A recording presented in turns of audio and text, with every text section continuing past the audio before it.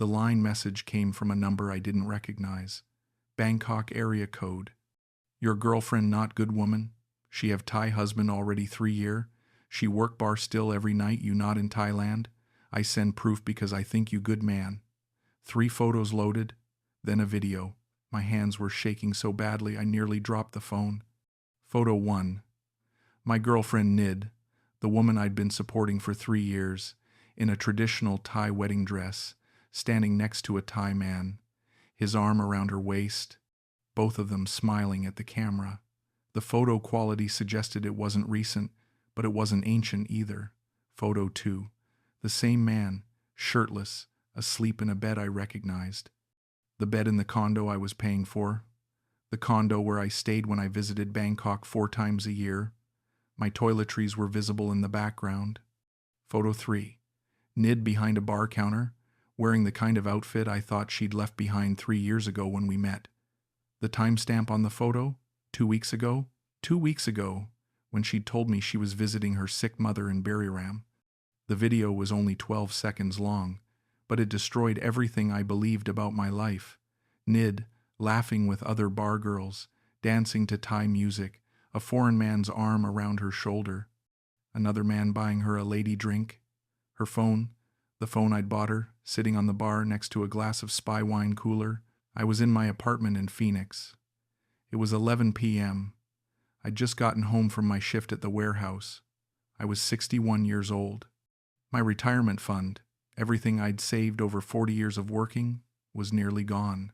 $487,000. That's what I'd sent to Thailand over 3 years. Not all to Nid directly, but because of her. The condo down payment, the monthly support, the emergencies, the business investments, the land purchase in her mother's name, the motorcycle, the kitchen renovation, her father's funeral, her sister's wedding, her niece's school fees, $487,000. I'm going to tell you exactly how I discovered that my entire relationship, everything I thought I'd built with the woman I loved, was a meticulously constructed lie, and how a 3-4-year-old bar girl from Buriram managed to extract nearly $500,000 from a man who thought he was finally going to have the retirement he dreamed of. This was 8 months ago. I'm still in Phoenix. I'm still working at the warehouse, and I'm never going to be able to retire. I met Nid on a Tuesday afternoon in February 2021 in a small bar off Sukhumvit Soi 7. I wasn't looking for a girlfriend. I was in Bangkok for a 2-week vacation, my first trip to Thailand, staying at a budget hotel in Nana because that's what guys on the expat forums recommended for first-timers. The bar was called Lucky Star. It was early afternoon, maybe 2 p.m., and there were only 3 girls working. Nid was sitting at the end of the bar, scrolling through her phone. She looked up when I walked in, smiled, and said hello in English that was better than I expected. "You new in Bangkok?" she asked. "First time," I told her. "Just here for vacation." "Oh, welcome to Thailand. You like?" I liked her immediately. She wasn't pushy like some of the other girls I'd encountered on Walking Street the night before. She seemed, I don't know, genuine, sweet. Looking back now, I can see how carefully she was calibrating her approach, but at the time, it felt natural. We talked for 2 hours. I bought her maybe 5 or 6 lady drinks, at 150 baht each. Seemed reasonable. She told me she'd been working at Lucky Star for about 8 months, that she came from Buriram province, that she'd moved to Bangkok to help support her family after her father got sick. She said she didn't like the bar work, that she wanted to find a normal job but needed better English first. "I study English every day," she told me, showing me a language learning app on her phone. "I want to work in hotel, or maybe shop, not bar. Bar not good for future." I was 58 years old. I'd been divorced from my American wife for 6 years. My kids, 2 daughters, barely spoke to me anymore after the divorce got ugly. I was lonely. I worked 60 hours a week in warehouse logistics, lived in a 1-bedroom apartment, and had maybe 3 actual friends. And here was this beautiful woman, and she was beautiful, I'm not going to pretend otherwise, who seemed interested in me, not my money, me. She asked about my life, my work, My daughters. She laughed at my jokes. She touched my arm when she talked. When I left that first day, she asked if I'd come back. I hope see you again, she said. I like talk with you. You different from other customer. I came back the next day, and the day after that. By the end of my first week in Bangkok, I was spending every afternoon at Lucky Star, talking to Nid. I wasn't sleeping with her. She never asked me to pay a bar fine, never suggested going back to my hotel. We just talked. On day 9, she told me her father had just died. She was crying, genuine tears. I was certain of it. She showed me photos on her phone of an older Thai man in a hospital bed. She said the funeral would cost 80,000 baht, $2,400, and her family didn't have the money. I don't know what to do, she said. My mother's so sad. We need money for monk, for ceremony, for everything, but I only have small money. I gave her the 80,000 baht that same day, withdrew it from an ATM, handed it to her in cash. She cried again and hugged me. You so kind. I never forget this. Never. 2 days before I was supposed to fly back to Phoenix, she told me she was quitting the bar. I don't want work bar anymore, she said. I want normal life. Maybe I find job in shop or restaurant. You help me see I can be different. What will you do for money? I asked. She looked down at her hands. I have small saving, maybe enough for 2-3 months. Then I find job. I heard myself saying the words before I'd really thought them through. What if I help you? Just for a few months, until you find work. I could send you money every month, enough to cover your rent and food. Her eyes went wide. You do that? For me? Sure, I said. You're trying to make a better life. I want to help. She hugged me again. You best man I ever meet. I promise I find job soon. I don't want take your money long time. We exchanged line contacts. She gave me her Facebook. We took photos together, smiling, happy photos that I immediately made my profile picture when I got home. On my last night in Bangkok, we had dinner at a small restaurant near her apartment. She still wouldn't let me pay a bar fine, still wouldn't sleep with me. I'm not that kind of girl anymore, she said. I want wait. I want do right way. I flew home thinking I'd found something real, something different, a woman who valued me for more than my wallet. What I didn't know, what I couldn't have known, sitting in that restaurant holding her hand, was that Nid had been married to a Thai man named Wekong for 4 years, that they had a 3-year-old daughter named Bua living with Nid's mother in Buriram, that the father's funeral money had actually been used to buy Wekong a new motorcycle, that Nid had never quit working at Lucky Star, that I was one of 3 foreign men sending her monthly support, that everything, every word, every tear, every smile had been a performance designed to extract maximum money with minimum effort. But I wouldn't learn any of that for another 3 years. The monthly support started at 25,000 baht, $750. That's what we agreed on during my first week back in Phoenix. Enough to cover her rent. She said she was paying 8,000 baht for a small studio and basic living expenses while she looked for work. I try find job fast. She messaged me every few days. I go interview today. They say I need better English. This place want experience I don't have. I told her not to worry, to take her time, to find something good. By month 3, she still hadn't found work. She said she was taking an English course at a language school, 4,500 baht per month. Could I help with that too? I increased the monthly support to 30,000 baht, $900. By month 6, I was visiting Bangkok every 3 months, 2-week trips, staying in the condo she'd found for us to rent together, a 1-bedroom place in On Nut for 12,000 baht per month. It made sense to have our own place rather than me staying in hotels, she said. More private, more like a real couple. I was paying the rent.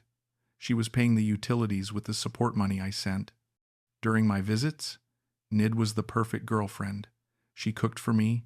We explored Bangkok together. We took weekend trips to Pattaya, to Hua Hin, to Ayutthaya. She still wouldn't accept money for sex. She made that very clear. This wasn't a transaction. This was a relationship. I love you, she told me on my third visit, lying in bed one night after we'd made love. I never think I meet man like you. You changed my life. I told her I loved her too. I meant it. When I wasn't in Bangkok, we video called every night. She showed me her apartment, her daily life, her neighborhood. She sent me photos of her meals, her trips to the market, her Thai language students. She'd started teaching English to Thai children, she said, making about 8,000 baht per month. It wasn't much, but it was something. She was trying. I want make you proud, she said. I want be good woman for you. We talked about the future, about me eventually retiring to Thailand, maybe in 2 or 3 years, when I was 62 and could access my pension. We could buy a small house somewhere. Chiang Mai, maybe, or somewhere quieter than Bangkok. She'd take care of me. We'd have a simple, happy life. Red flag number 1. She was never available for video calls between 7 p.m. and 2 a.m. Bangkok time. What I thought, she goes to bed early, because she wakes up early to go to the market. She's told me she's not a night person. What it actually meant, that's when she was working at Lucky Star. Bar hours. Her phone stayed in her locker during her shift. Why I missed it. I was calling her from Phoenix during my evening, which was her morning.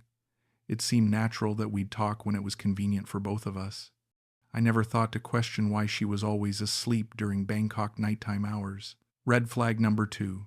Her Facebook was almost entirely in Thai, and she'd asked me not to use Google Translate on her posts. What I thought, she's embarrassed about her Thai friends seeing her English mistakes if I comment.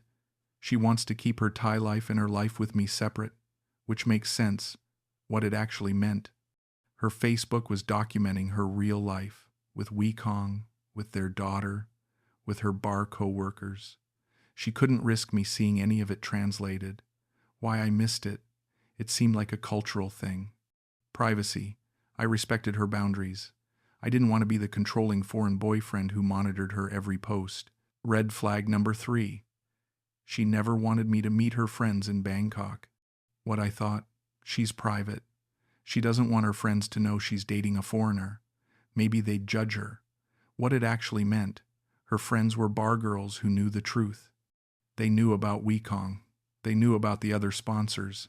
Meeting me would risk someone saying something. Why I missed it. I convinced myself it was cultural. Thai people value privacy. She was protecting our relationship from gossip. Red flag number 4. She had 2 phones. An iPhone I'd bought her and an old Samsung she said was just for Thai SIM card. What I thought, it's cheaper to use a Thai number for local calls. Makes sense to have a separate phone for that.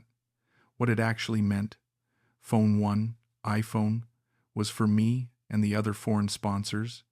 Phone 2, Samsung, was for Wekong, her family, her real friends, and bar business. Complete compartmentalization. Why I missed it. Every Thai person I'd met seemed to have multiple SIM cards. It seemed normal. Red flag number 5. Her niece's school fees, her sister's medical bills, her mother's house repairs. There was always a family emergency that needed 15,000 to 40,000 baht. What I thought, Thai families are close-knit. She's the oldest daughter. She has responsibilities. I'm helping her take care of her family. What it actually meant, most of these emergencies were fabricated. The money was going to Wekong, to bar debts, to her actual daughter's expenses, and to her personal spending. Why I missed it. I wanted to be the hero. I wanted to be the man who rescued her from poverty. Every time I sent money and she thanked me with tears in her voice, I felt needed, important. Red flag number 6. She was always vague about her exact address in Buriram when she visited her family. What I thought, Thai addresses are complicated. She's given me the general area. That's enough. What it actually meant, she couldn't give me a specific address because Wekong lived there with her. If I ever decided to surprise her with a visit, she needed plausible deniability. Why I missed it. I'd never been to rural Thailand. I assumed it was just different from American address systems. I didn't push. By the end of year 1, I'd sent approximately $43,000 to Thailand. Monthly support, family emergencies, her English course, the condo rent, trips we took together when I visited, gifts, her motorcycle, 45,000 baht. She needed reliable transportation, she said. It felt like an investment in our future, in our relationship. What I was actually doing was funding her marriage to Wekong and her continued employment at Lucky Star. Year 2 is when the big money started flowing. In March 2022, Nid called me crying, real, gut-wrenching sobs. "What's wrong?" I asked, immediately alarmed. "My mother house, the roof. It fall down and storm. Everything wet inside. She have no money to fix. I don't know what to do." She sent me photos. A rural Thai house, roof partially collapsed, water damage visible. Her mother, a small, elderly woman, standing in front of the wreckage looking devastated. "How much to fix it?" I asked. "Maybe 180,000 baht," I asked 3Builder. "That cheapest price? $5,400? It was a lot, but it was her mother's house. What kind of man would I be if I said no? I sent the money within 2 days. Nid sent me progress photos over the following weeks. Workers rebuilding the roof, new materials being installed, her mother smiling with relief. What I didn't know, the house damage was real, but it was Wekong's mother's house, not Nid's mother's house. I just paid for my girlfriend's husband's family home repairs. In June 2022, Nid told me she wanted to start a small business. "I think about my future," she said during a video call. "I cannot work teaching English forever. Money not enough. I want open small shop, maybe beauty salon or nail shop, something I can own. Then I have real income, not depend on you." She'd done research. A small nail salon in On Nut would cost about 350,000 baht to set up. Rent deposit, equipment, supplies, licensing, initial operating costs. If I have shop, I can make maybe 40,000, 50,000 baht per month, she said. Then I not need you send money anymore. I can take care of myself. We can be equal. I loved this idea. This was exactly what I wanted, for her to be independent, to have her own income, to build something real. I sent $10,500 in 3 installments over 2 months. She sent me photos of the shop setup, a small storefront with pink signage, nail stations, products on shelves, her standing in front of it, beaming with pride. "Grand opening next week," she messaged. "I so excited. Thank you for believing me." What I didn't know, there was no nail salon. The photos were of her friend's salon. Nid had borrowed it for an afternoon photo shoot. The $10,500 went to paying off bar debts, buying gold jewelry, and giving Wekong money for a business opportunity that never materialized. In September 2022, Nid told me she wanted to buy land in Buriram. "Thai people believe land is best investment," she explained. "If we buy land now, when you retire we can build small house. We can have our own place. No rent. Just us." The land was 1.2 rai, about 0.47 acres, in her home village. "Beautiful location," she said. "Quiet, good neighbors." Her uncle was selling it for only 420,000 baht, a discount because it was family. "But land have to be in Thai name," she said. "Foreigner cannot own. So we put in my mother name. She old, she not going to sell it. It's safe, it for our future." I hesitated on this one. I'd read on the expat forums about foreigners losing money in land deals. But Nid wasn't some bar girl I'd met last month. This was my girlfriend of 18 months. We were building a life together. I sent $12,600. She sent me photos of the land, a beautiful plot with trees, a small dirt road leading to it, mountains in the background. She sent me photos of the land deed with her mother's name on it. What I didn't know, the land existed, but it wasn't worth 420,000 baht. Her uncle had sold it to them for 180,000 baht. Nid and Wekong pocketed the difference, and the land was in Wekong's mother's name, not Nid's mother's name. By December 2022, I was visiting Bangkok for Christmas. 2 weeks. Nid had decorated the condo with a small Christmas tree, twinkling lights, Western holiday music playing. "I want make Christmas special for you," she said, kissing me. "I know you miss your daughters. I want be your family now." We had Christmas dinner at a nice restaurant on the Chao Phraya River. She wore a red dress I'd bought her. She held my hand across the table and told me she'd never been happier. "Next year, when you retire, we can be together all the time," she said. "No more long distance, no more missing each other, just us." I proposed to her that night. I didn't have a ring. I'd planned to buy one in Bangkok, but I couldn't wait. I got down on one knee right there in the restaurant and asked her to marry me. She cried. She said yes. Other diners applauded. The next day we went ring shopping. I bought her a diamond ring for 95,000 baht, $2,850. She wore it constantly, showed it to everyone, posted photos on Facebook with the caption, "I say yes," with a heart emoji. What I didn't know, she took the ring off every time she left the condo. It stayed in a drawer when she went to work at Lucky Star. When she was with Wekong, she wore the gold wedding band he'd given her 4 years earlier. By the end of year 2, I'd sent approximately $156,000 to Thailand. Total investment over 2 years, $199,000. I was planning to retire in 18 months. I'd have my pension, about $2,400 per month, plus Social Security when I hit 62. We'd live comfortably in Thailand on that. The house would be built on the land. The nail salon would provide extra income. Life would be good. I was so certain. So completely, devastatingly certain. The problem started small. In January 2023, I noticed Nid was taking longer to respond to my messages. Not hours. She'd always been pretty quick. But now, it might be 30 minutes or an hour before she'd reply. When I asked about it, she said she was busy with the nail salon. "Many customer now," she said. "I have to focus when I do nail. Cannot use phone." That made sense. Her business was growing. I was proud of her. In February, she canceled 2 video calls, saying she had a headache and wasn't feeling well. When we did video call the next day, she seemed distracted. Her eyes kept darting to something off screen.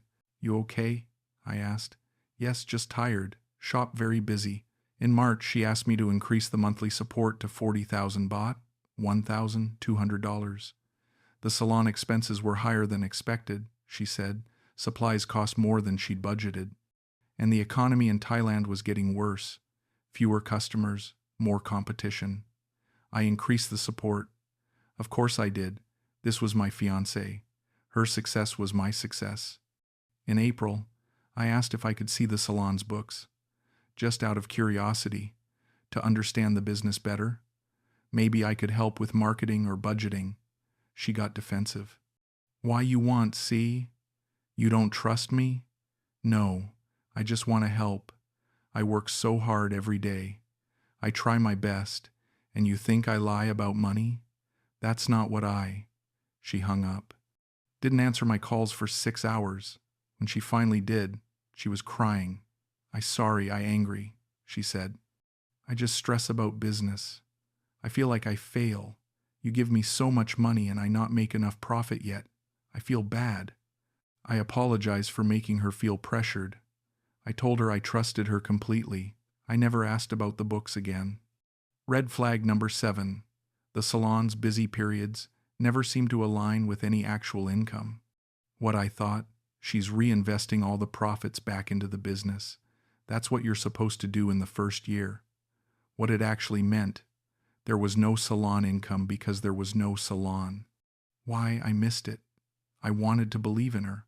I wanted to believe I'd helped her build something real. In May, I booked my trip to Bangkok for June. My usual quarterly visit. 2 weeks, same as always. "I so excited see you," Nid messaged. "I miss you so much."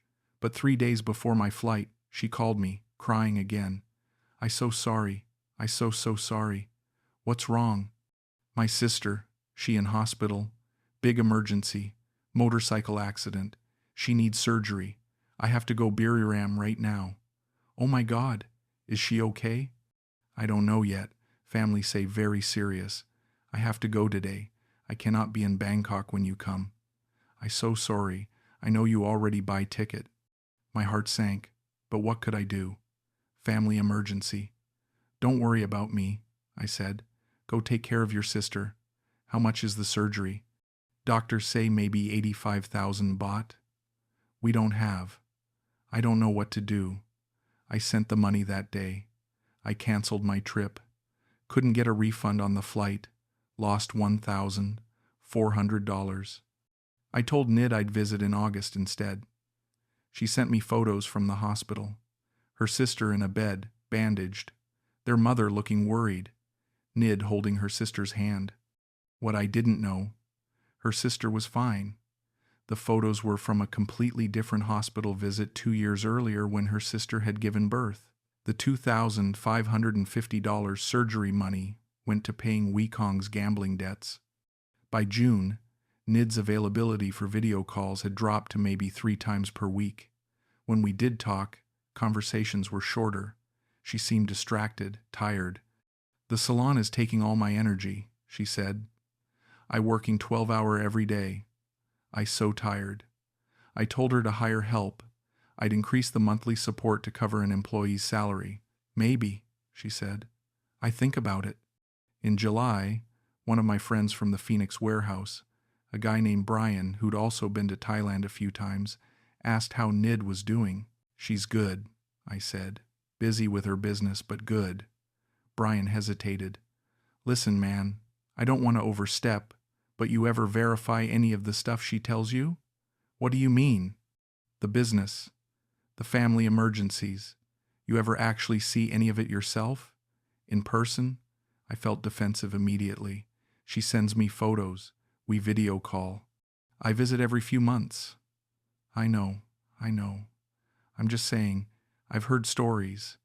Guys who think they're in real relationships, but the girl is running the same game on multiple dudes. Just be careful. Nid's not like that, I said, probably more sharply than I should have. Brian raised his hands. Okay, man, I'm sure you're right. I'm just looking out for you. I didn't talk to Brian much after that. He didn't understand. He'd only been to Thailand for short trips. He didn't know what a real relationship with a Thai woman looked like. Red flag number 8. My friend tried to warn me, and I cut him off instead of listening. What I thought, he's jealous, or he's been burned and assumes all Thai women are the same. He doesn't know Nid like I do. What it actually meant, an objective outsider could see what I refused to see. Why I missed it. Cognitive dissonance. Accepting Brian's warning would mean accepting I'd been wrong about everything. My ego couldn't handle that. In August, I flew to Bangkok for my rescheduled visit. Nid picked me up at the airport. She looked different, thinner, more tired, but she hugged me tight and told me how much she'd missed me. I'm so happy you're here, she said. I need you. We went back to the condo in On Nut. Everything looked the same. Our photos on the wall, her clothes in the closet, the Christmas decorations still packed in a box in the corner, but something felt off. The condo felt less lived in than usual, like a stage set rather than a home. You been staying here? I asked. Of course. Why, you ask?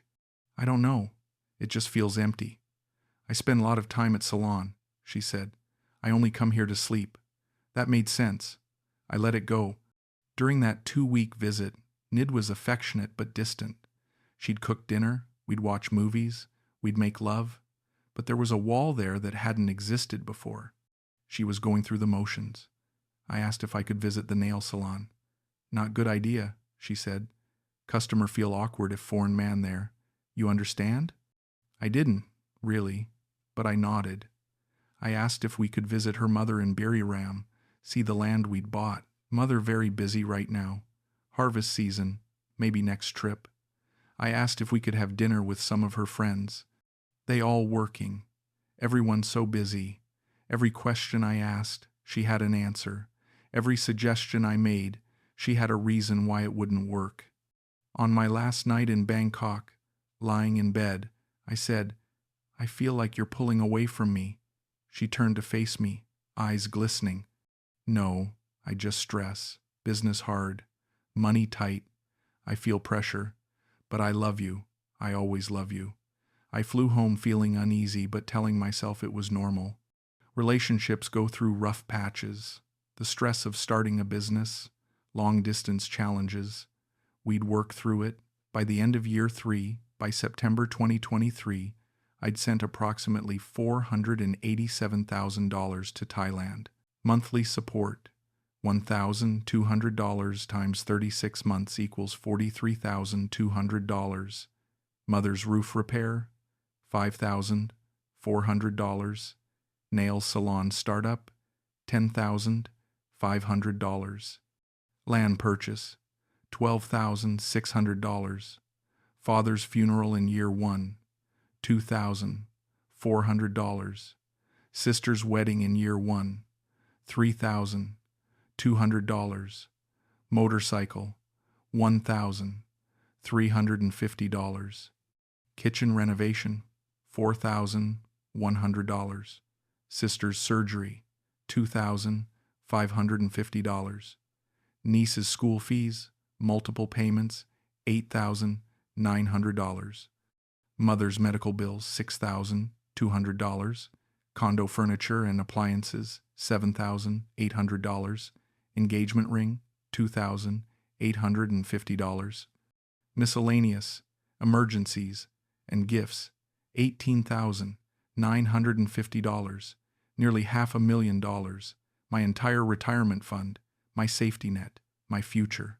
And I still believed I was investing in our life together. The anonymous message came on October 3rd, 2023, at 11:47 p.m. Phoenix time. I've already told you what it said, what it contained. I stared at those photos for probably 30 minutes, my brain trying to process what I was seeing, trying to find an innocent explanation, trying to make it make sense. The wedding photo had to be old. Maybe from before we met. Maybe she'd been married briefly and never told me. Embarrassed about it, maybe. The photo of the Thai man in our bed, maybe it was her brother. She'd mentioned a brother once, hadn't she? The photo of her behind the bar. Maybe she was just visiting friends. Maybe she'd stopped by Lucky Star to say hello to old coworkers. The video, no. There was no explaining the video. Her laughing, dancing, working, 2 weeks ago. My hands were shaking. My chest felt tight. I couldn't breathe properly. I looked at the contact that had sent the message. Just a Bangkok phone number. No name, no profile picture. I typed, "Who are you?" The response came 30 seconds later. "I know Nid from bar. I feel sorry for you. She do this to many farang. She married Thai man named Wee Kong, 3 year already. She have daughter named Bua, age 3. She never quit Lucky Star.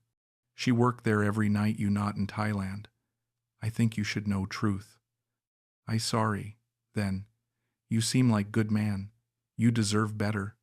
I tried to call the number. It rang twice, then disconnected. I tried again. Same thing. I sat on my couch in my apartment, phone in my hands, staring at the photos. 3 years. $500,000. A proposal. Plans for retirement. All of it built on lies. I didn't sleep that night. I couldn't eat. I just sat there, looking at the evidence, my mind spiraling through every conversation, every video call, every trip, every money transfer. How could I have been so blind? No. Better question. How could she have been so convincing? At 6 a.m. Phoenix time, 8 p.m. Bangkok time, I opened line and called Nid. She answered on the 3rd ring, video call. She was in what looked like our condo, wearing a tank top, hair wet from a shower. "Hi, baby," she said, smiling. "You wake up early today." I didn't smile back. "I need to ask you something," I said, my voice coming out flat and cold. Her smile faltered slightly. "Okay, what wrong?" I held up my phone to the camera, showing her the wedding photo. "Who is this?" The change in her face was instant. The blood drained from her cheeks. Her eyes went wide. Not surprised wide. Caught wide. She opened her mouth. Closed it. Opened it again. "That," That old picture. That my friend wedding. You're wearing a wedding dress. That's a man with his arm around you. Who is he? I told you, friend wedding. I wear dress for photo. Thai culture. You don't understand. I swiped to the next photo. The Thai man asleep in our bed. And this? Her face went from pale to red. Where you get these picture? Who send you? That's not an answer. Who is this man? Why is he in our bed? That, my brother. He stay condo one time when he visit Bangkok. Your brother. Yes. I swiped to the bar photo. And this? This is from 2 weeks ago. When you told me you were visiting your sick mother. She was breathing fast now, panicked. Someone lying to you. Someone want make trouble. That not me. It's clearly you, Nid. Same tattoo on your wrist. Same mole on your shoulder. Someone use old photo. Someone edit. Baby, please, you have to believe me. I played the video. Her voice came through my phone speaker. Her laugh. Her Thai words to the other girls. Her flirting with the customer buying her a drink. She watched it, her face crumbling. When it ended, she was crying. Real tears. Whether they were tears of genuine distress or just tactical, I couldn't tell anymore. Please, she said, let me explain. It not what you think. Are you married? I asked. No, I not married. Do you have a daughter?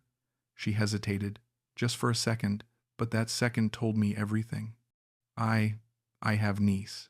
I take care of her sometimes. Her name is Bua, isn't it? She's 3 years old, and she's not your niece. She's your daughter. Nid's face collapsed completely. She was sobbing now, gasping for air. I was going to tell you. When? When were you going to tell me? Before or after I moved to Thailand? Before or after I'd sent you everything I had? Please, I can explain everything. Do you love me? I asked. Did you ever actually love me? Or was I just an ATM? I do love you. I love you so much. But my life complicated. You don't understand how hard my life is. I have to take care of family.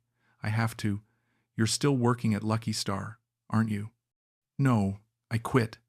I told you I quit. You're lying. You've been lying about everything. The nail salon doesn't exist, does it? She didn't answer. She just cried harder. The land we bought, is it even in your mother's name? Or is that a lie too?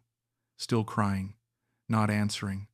Does Wee Kong live in the condo when I'm not there? Her eyes flashed up at the camera, shocked that I knew his name. How you know about... She stopped herself. So it's true. You're married to him. It not real marriage, just paper. It not... 3 years, I said, my voice breaking. 3 years of my life. $500,000.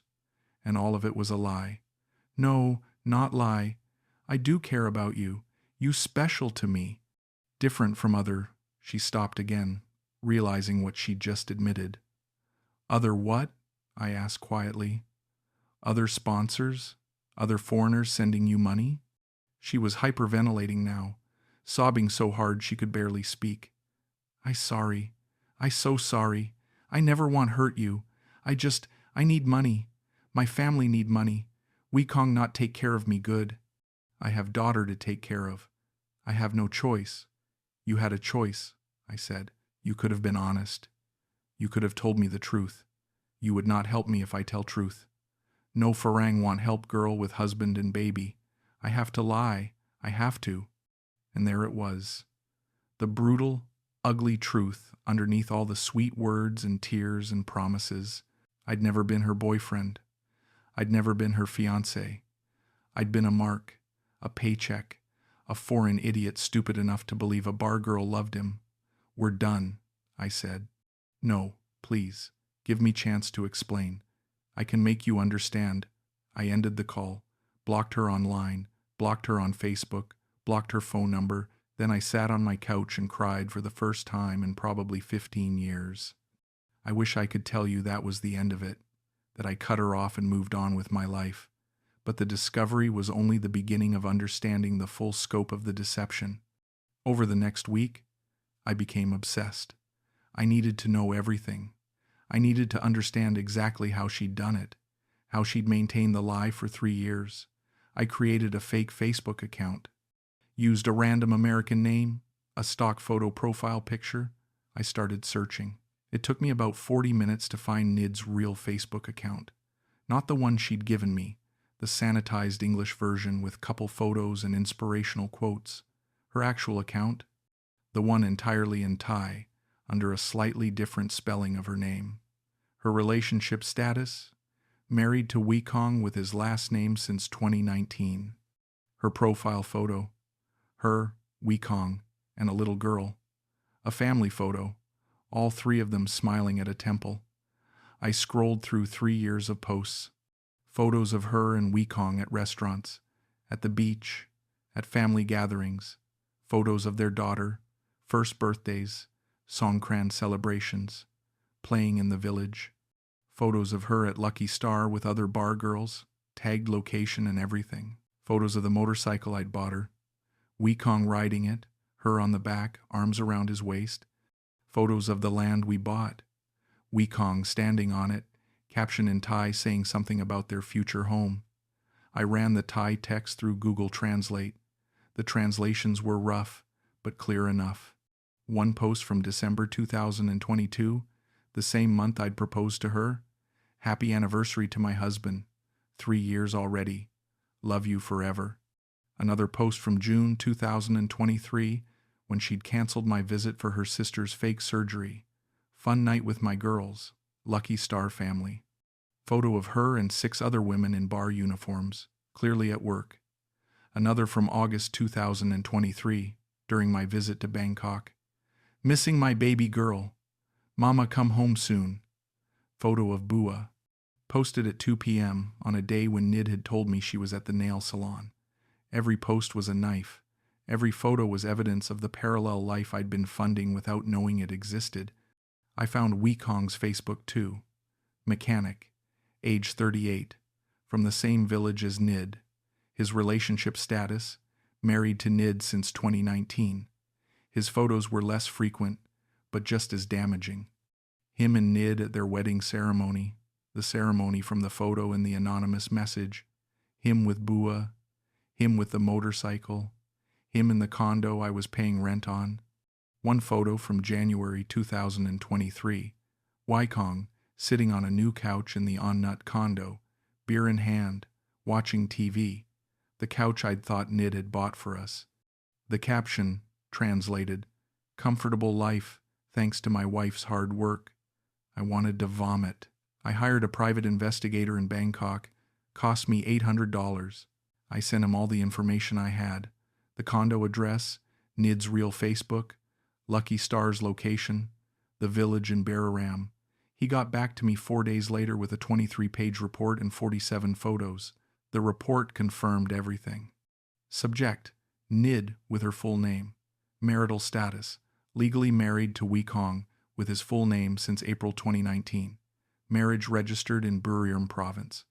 Children, 1 daughter, Bua, age 3.5 years, living with subject's mother in Buriram village.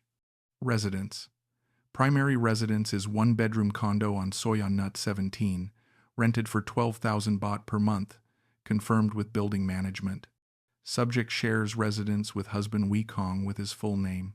Subject visits daughter in Buriram approximately 1 weekend per month. Employment. Subject works at Lucky Star Bar, Sukhumvit Soy 7, 6 nights per week, Monday through Saturday, 8 p.m. to 2 a.m., confirmed by bar management and co-workers. Subject has worked at Lucky Star continuously since 2019. Subject never left employment. Additional income sources. Interviews with subject's co-workers suggest subject receives financial support from multiple foreign men, exact number unknown, but estimated 3 to 5 concurrent sponsors. Subject manages separate communication for each sponsor using multiple phones and social media accounts. Business ownership. No business registered in subject's name or family members' names in Bangkok or Buriram province. No evidence of nail salon at claimed location. Land ownership. Land parcel in Buriram village, 1.2 rai, registered in name of Wekong's mother, not subject's mother. Purchase price estimated at 180,000 to 200,000 baht based on local land values, not 420,000 baht as claimed to client. The photos showed Nid arriving at Lucky Star in bar clothes, 7:45 p.m.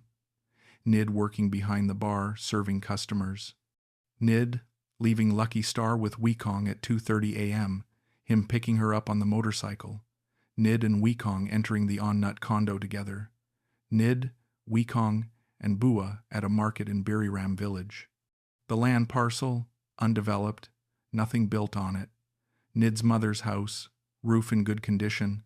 The collapsed roof repair had been somewhere else entirely. The investigator had also interviewed several people. Nid's co-worker at Lucky Star. Nid has many foreign boyfriends, maybe 4 or 5. She very good at her job. She make a lot of money. All the girls respect her because she very smart about managing the farangs. She keep everything separate, different phone for each man. She never let them meet each other. Nid's neighbor at On Nut condo. She lives here with her husband. Thai man, works as mechanic. They been here maybe 2 years. Sometimes I see foreign man visit, but only sometimes. The Thai man is here all the time. Elderly woman in Buriram village. Nid is my niece. She married to Wekong 4 years now. Good couple. They have beautiful daughter. Nid works in Bangkok, sends money home every month. She very good daughter, very good mother. Wekong takes care of the land they bought. They planning to build house maybe next year, when they save enough money. I read the report 3 times. Then I read it again. The sophistication of it. The completeness of the deception. She'd maintained 2 entirely separate lives. 2 separate worlds. 2 separate realities. Reality number 1, life with me. Single woman, no children. Former bar worker trying to build a better life. Entrepreneur running a nail salon. Devoted girlfriend planning for our future. Living alone in the On Nut condo. Available for video calls every morning Bangkok time. Needing financial support for family emergencies and business expenses. Wearing my engagement ring. Posting couple photos on English Facebook. Planning to marry me when I retired. Reality number 2. Her actual life. Married mother of 1. Current bar worker at Lucky Star. No business, no nail salon. Wife to Wekong, mother to Bua. Living with Wekong in the condo I was paying for. Working 8 p.m. to 2 a.m. 6 nights per week. Receiving money from 3 to 5 foreign sponsors simultaneously. Wearing Wekong's wedding ring. Posting family photos on Thai Facebook. Already married, planning to build house with Wekong. The compartmentalization system. She'd perfected the art of separation. Technology management. Phone number 1, iPhone. For me and other foreign sponsors, English language setting. Apps. Line with foreign contacts only. WhatsApp. Facebook with English account. Google Translate. This phone stayed with her during morning and afternoon hours. Phone number 2, Samsung. For Wekong, family, Thai friends, bar co-workers, Thai language setting. Apps. Line with Thai contacts only. Facebook with Thai account. Thai banking apps.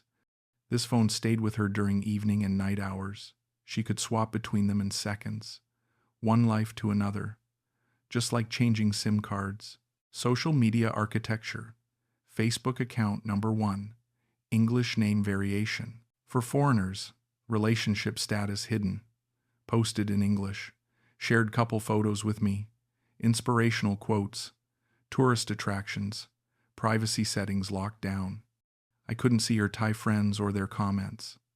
Facebook account number 2, Thai name. For real life. Relationship status, married. Posted in Thai. Shared family photos. Bar life. Daily activities. I was blocked from this account. All foreign sponsors were blocked. Geographic separation. Location A, what I thought. Nid lived alone in On Nut condo. Visited Buriram once a month to see family. Location B, reality. Nid lived in On Nut condo with Wekong full-time. Visited Buriram once a month to see Bua, who lived with grandmother. Location C, her cover story. When I was visiting Bangkok, Wekong would leave the condo entirely. He'd stay with friends or in a cheap room somewhere. All his belongings would be hidden. The condo would be reset to look like a single woman lived there alone. Temporal management. Morning and afternoon, Thailand time. Nid would wake up. Wekong would go to work at his mechanic shop.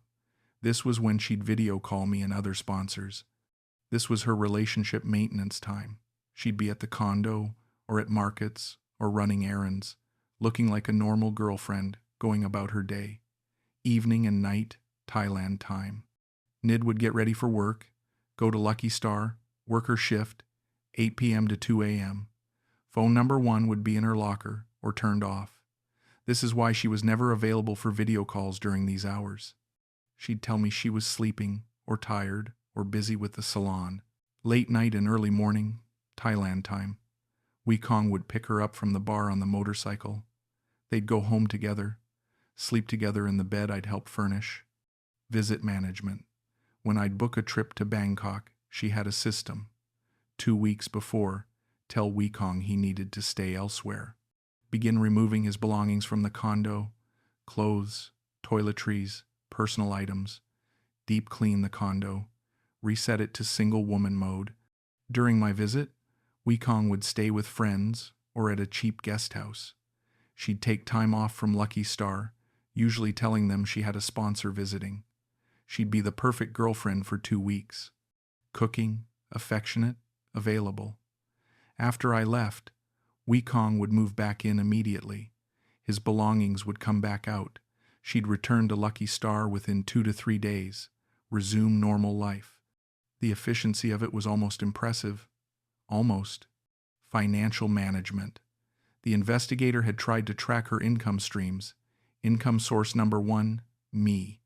$1,200 per month in regular support plus irregular emergency payments. Total over 3 years, approximately $487,000. Income source number 2 through 5. Other sponsors. Based on coworker interviews, estimated 3 other foreign men sending regular support. Conservative estimate, $800 to $1,000, $200 per month each equals $2,000, $400 to $3,000, $600 per month additional. Income source number 6, Lucky Star. Salary plus lady drinks plus occasional bar fines. Estimated $600 to $1,000 per month depending on customer traffic. Total monthly income, approximately $4,200 to $5,800 per month. Her actual monthly expenses, condo rent, $360, which I was paying separately. Utilities, $80. Food, $300. Daughter support to grandmother, $180. Phone bills, $40. Personal expenses, $200. Bar-related expenses, $100. Total monthly expenses, approximately $1,260. Surplus, $2,940 to $4,540 per month. Where did the surplus go? Wekong, his motorcycle, his expenses, his gambling, gold jewelry, Thai savings method, land purchase with Wekong, actual house repairs for Wekong's mother, luxury purchases, bar debt repayments, savings in Thai bank account. She was running a business. I was her primary investor, and I'd never asked for an accounting. The psychological aftermath was worse than the financial loss. For the first week after the discovery, I couldn't function. I called in sick to work. I barely ate. I lost 8 pounds. I couldn't sleep.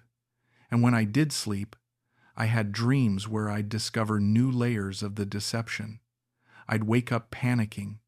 The obsessive thoughts were relentless. Did she ever actually love me? Was any of it real?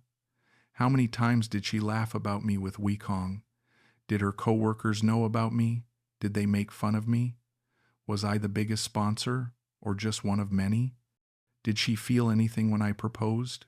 When we made love, was she thinking about him? How could I have been so blind? That last question was the worst, because the answer was everywhere I looked. The red flags had been there from day one. I'd just chosen not to see them. Brian, my coworker, called me during week 2. I heard through the grapevine you took some time off. You okay, man?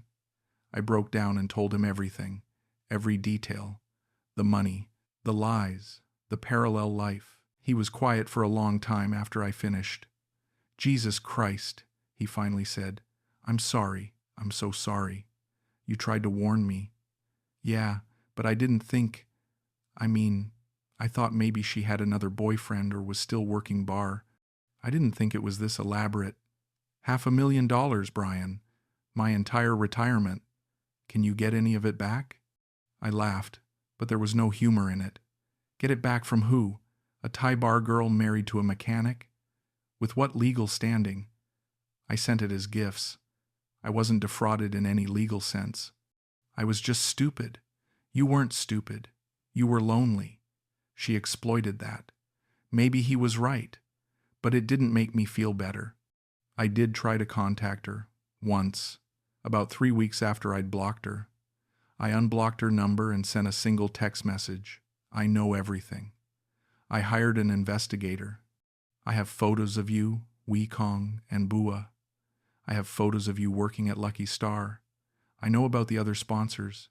I know the nail salon never existed. I know the land is in Wekong's mother's name. I know everything. I don't want the money back. I know I'll never see it again. I just want you to know that I know.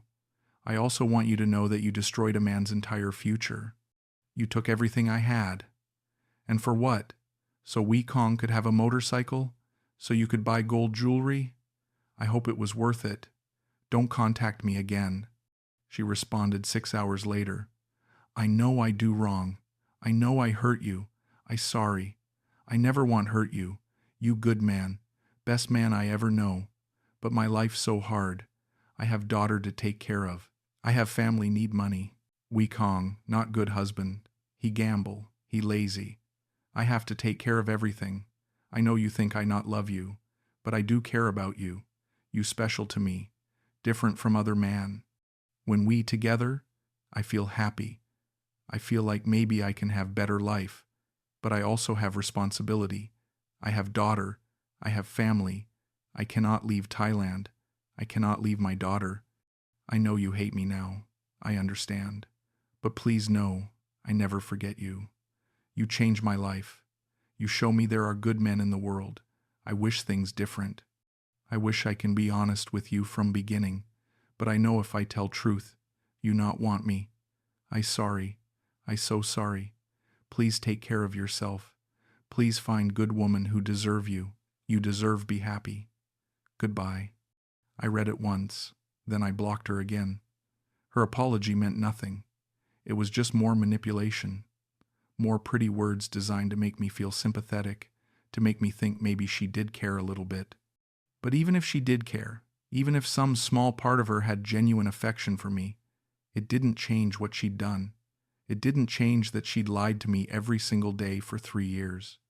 It didn't change that she'd stolen my future. It didn't change that I was 61 years old with $34,000 left in my savings account and no prospect of ever retiring. It's been 8 months now. I'm still working at the warehouse, 60 hours a week. My body hurts. My knees are shot. My back aches every morning. I'll be working until I physically can't anymore. Maybe until I'm 70. Maybe longer. There is no retirement. There is no Thailand dream. There is no house on land in Buriram. There is no happily ever after. There's just me, alone in my apartment in Phoenix, working until I die. The financial damage is obvious, but the psychological damage runs deeper. I don't trust anyone anymore. I don't date. I don't even try. When women talk to me, at work, at the grocery store, anywhere, I immediately assume they want something from me. I can't help it. I joined a Facebook group for foreigners who'd been scammed in Thailand. Turns out there are thousands of us, thousands of lonely men who thought they'd found love and instead found professional con artists. Some of the stories make mine look small. One guy lost $800,000. Another guy lost his house. Another guy moved to Thailand, married the girl, Found out 5 years later she'd been married to a Thai man the whole time and had 2 children he'd never known about. The patterns are always the same. Former or current bar girl, family emergencies requiring money, business opportunities requiring investment, secret Thai boyfriend or husband, multiple foreign sponsors simultaneously, sophisticated compartmentalization systems, complete lies about everything. Reading these stories doesn't make me feel better. It just makes me realize how common this is, how many of us there are. We're called buffalo in Thai, Ngurn farang, water buffalo. Stupid, hard-working animals that can be exploited for labor. That's what I was. A buffalo.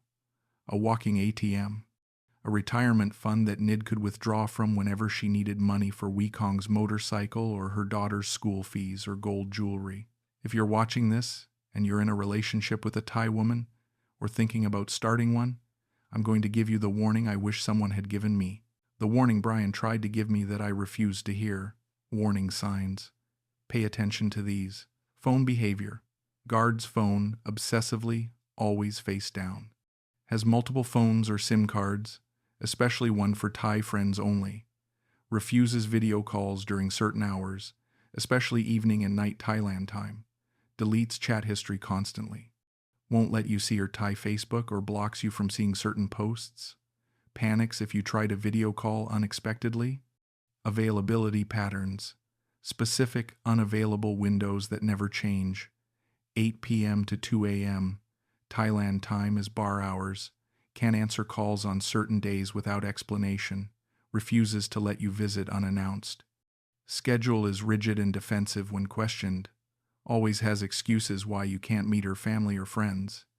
Social media. Relationship status hidden or not posted. 2 separate Facebook accounts, English and Thai. Refuses to post couple photos or tags you in ways you can't see. All posts are in Thai, and she asks you not to translate them. Friends list is blocked from your view. Financial patterns.